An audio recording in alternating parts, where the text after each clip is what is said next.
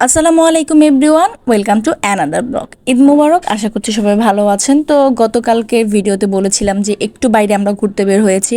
তো সাজেল খুবই বায়না করতেছিল যে ঈদের দিন ঘুরতে বের হবে। তো সচরাচর আমরা ঈদের দিন ঘুরতে বাসা থেকে বের হই না, যেহেতু জাস্ট হচ্ছে একদিন পরে চলে যাব। আর ঈদের পরের দিন হচ্ছে শিলা আবরারের জন্মদিনের জন্য ইনভাইট করেছে, তো ওই দিন তো আর বাইরে যাওয়া যাবে না। তো সাজেল যেহেতু বারবার বায়না করতেছিল আবার কবে না কবে একসাথে সবাই ঘুরতে যাওয়া হয়, তো কাছাকাছি হচ্ছে কোথাও একটা পার্কে বাচ্চাদের নিয়ে যাব। তো আনান এদিকে সবাইকে হাই বলতেছিল। তো আমরা পোস্তকলা চলে গিয়েছিলাম। তো কেরানীগঞ্জের ওইদিকে একটা গার্ডেন পার্ক আছে, তো ছোট করে এই পার্কটা, তো বাচ্চারা মানে যেতে চাচ্ছিল ওইখানে। তো ওইখানে আমরা চলে যাব। তো সিএনজি নিয়ে নিয়েছি, 2টা সিএনজি করে হচ্ছে যাচ্ছি। তো এই রাস্তাটা তো বরাবরই বলি যে আমার কাছে খুব ভালো লাগে। আর আমার সাজেলের বাবার শরীরটা একদমই ভালো ছিল না, তো ওর বাবা বেশি চাচ্ছিল না বাইরে বের হতে। তো সাজেল যেহেতু বায়না করতেছিল, আবার ভাবলো যে কবে বাংলাদেশে সবাই একসাথে ঘোরা হবে, তো তার জন্য মানে রাজি হলো। শরীর খারাপ থাকা সত্ত্বেও সন্তানের জন্য হচ্ছে বের হওয়াই লাগলো। তো গার্ডেন পার্কটা মানে যেতে প্রায় আধা ঘন্টার একটু বেশি টাইম লাগে। তো আমাদের ওই দিক থেকে যেহেতু ঈদের দিন ছিল, তো 400-র মতো করে হচ্ছে সিএনজি ভাড়া নিয়েছিল। তো এভাবে একটু কমই হবে। তো বাচ্চারা সবাই হচ্ছে দেখতেছিল এদিকে। তো পরে আমরা এন্ট্রি করলাম।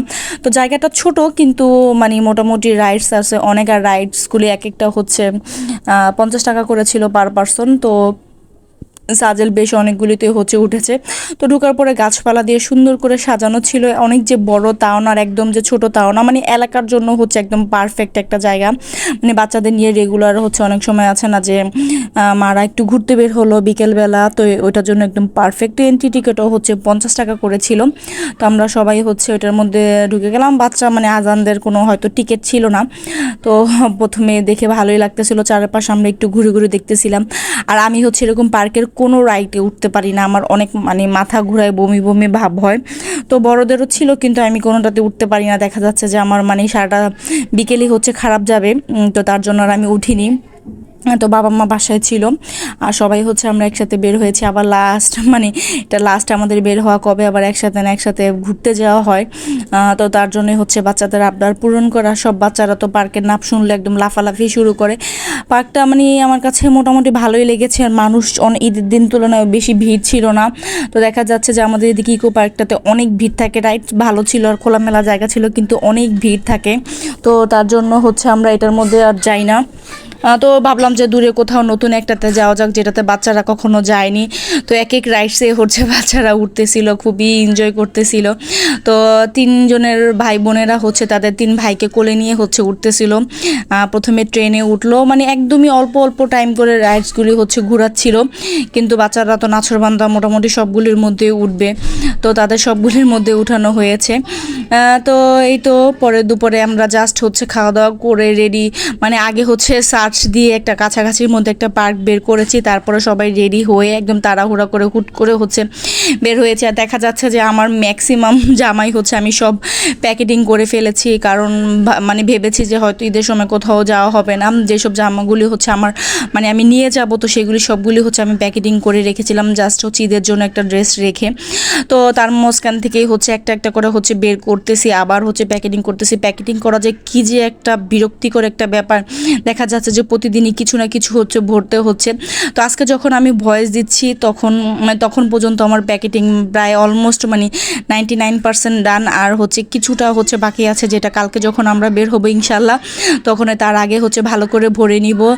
তো দেখতে দেখতে একদমই দিন চলে আসছে, যাওয়ার দিন চলে আসছে। তো আগে মানে মানে গুনতাম যে ঈদের পরে যাব, ঈদ আসবে, এতটা রোজা আছে। এখন রোজাও শেষ হয়ে গিয়েছে, ঈদও চলে গিয়েছে, এখন আমাদের যাওয়ার পালা হয়ে গিয়েছে। এখন শুধুমাত্র কয়েকটা ঘন্টা বাকি, তো সবাইকে ছেড়ে চলে যাওয়ার পালা।